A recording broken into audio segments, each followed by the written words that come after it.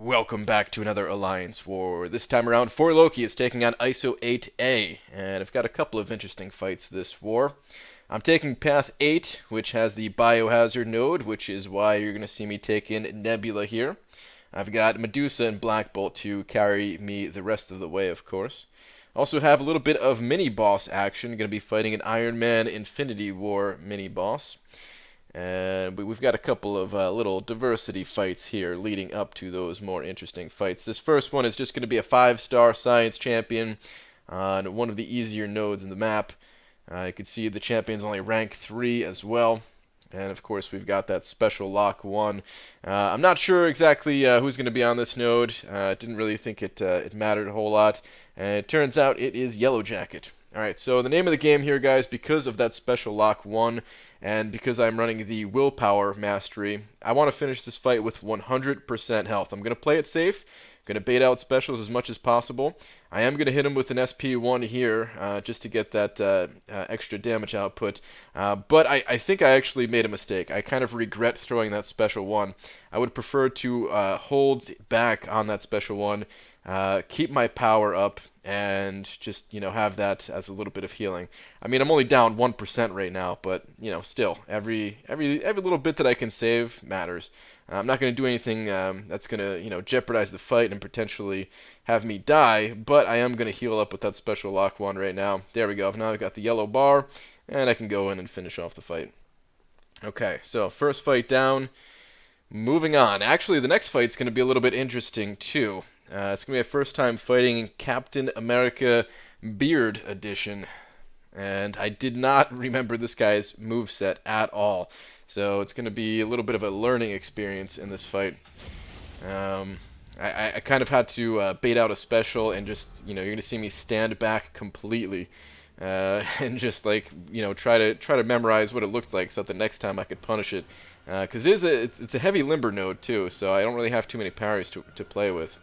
And I didn't know this was going to be the Captain Beardo going in because it wasn't in the profile. I am going to boost up big here. It's not for this fight. It's just because I will be taking the rest of the path here, including that Iron Man Infinity War mini-boss. So, yeah, I want to make sure that I'm prepared for it. I'm going to go ahead and slap on the big boosts. And this war actually took place before the other time, the other video where I posted my my mini-boss takedown of Iron Man Infinity War. So I didn't know exactly what I was getting into. This was actually my first time that I was going to be fighting that guy as a mini-boss at least. Otherwise, maybe I would have toned down the boosts had I known otherwise, because it wasn't all that bad actually.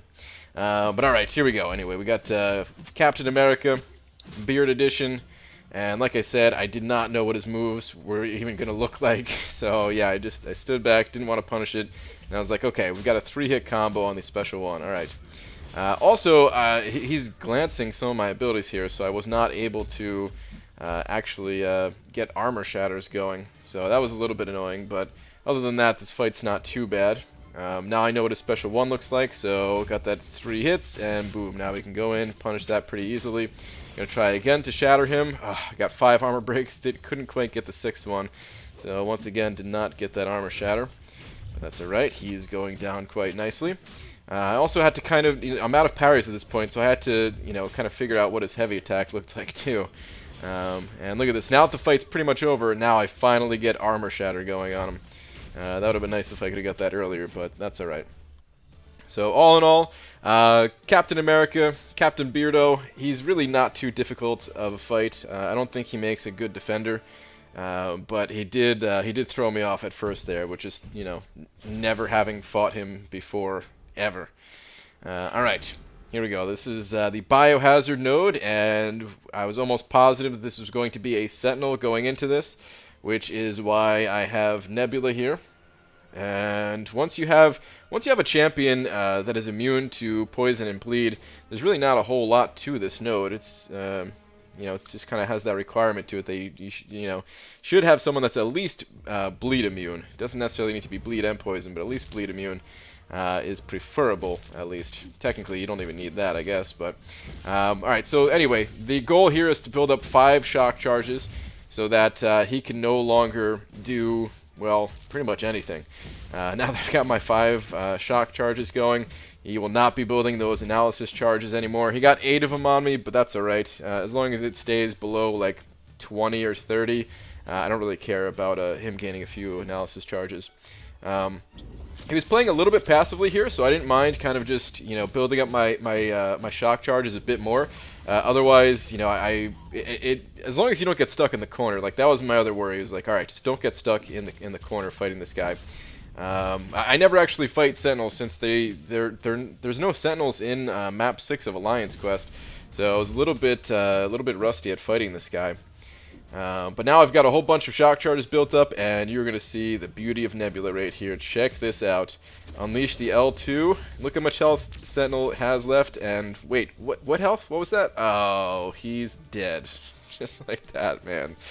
Oh, Nebula.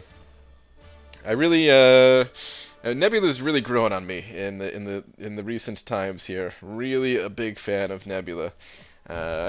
She's been kicking a lot of ass lately for me, so yeah, big fan of Nebula. Big fan of Nebula.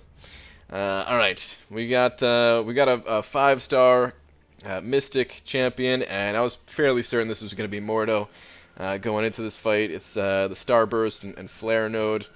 And I mean, of course, anytime I fight a Mystic champion with Medusa, I'm a little bit worried.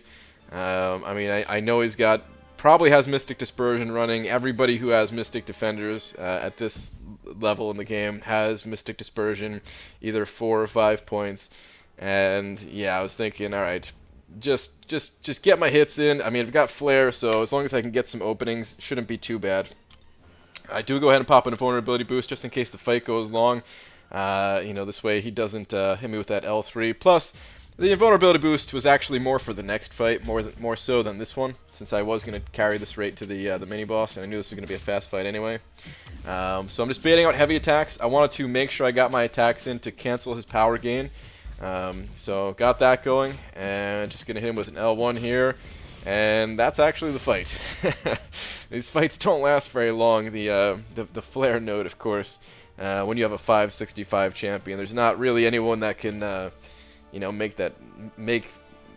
survive against that Flare node, basically. All right, we've got one last fight in this war, and this is the mini boss, and it is, like I said earlier, an Iron Man Infinity War.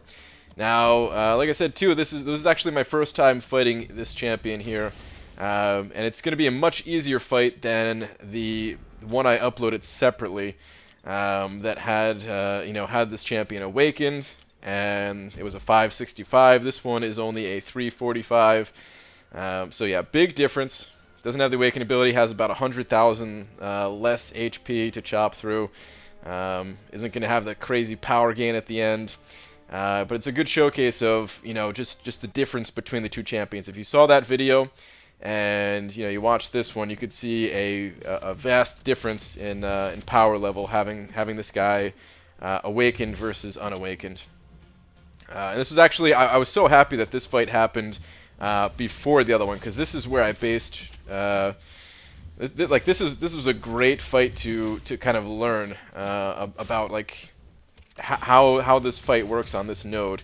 You know, again, it is a lot different because there's no like crazy parries at the end or anything like that. But it still gave me an idea of like how long it would take to take this champion down. Because if you remember, I said that I switched to Suicide Masteries the time that I fought this guy awake in 565. And that was based off of the timings of this fight. He's going to go down here in about a minute and a half. You know, and he has just about half the HP of the other one. So, very thankful that I had this opportunity actually to warm up on this one. But he's got some armor ups right now, so I'm just going to kind of play it safe. Let those tick down. Of course, he has like the one permanent armor up from the node at this point. Now that he dropped his HP dropped below, what is it, 25% I think. So yeah, that's the only real thing that I have to be a little bit careful of, is that he has that node going for him. But that's pretty much it. I don't need to do any heavy attacks or anything like that. He just goes down to one more L2 and boom, that's it. That's the fight. It's just baiting out heavies, nice and easy. And like I said, big difference between awakened and unawakened. But man, I was very nervous about that fight. I practiced for a good, 15, 20 minutes just dueling beforehand, and turned out it actually wasn't too bad at all. All right, that is my final fight for this war. ISO8 did manage to beat us. Good war to you guys over in ISO8 Anonymous. Maybe we will see each other again throughout this season. Who knows? Either way, that is going to do it for this video. Thank you very much for watching, and I will see you guys in the next one. Take care.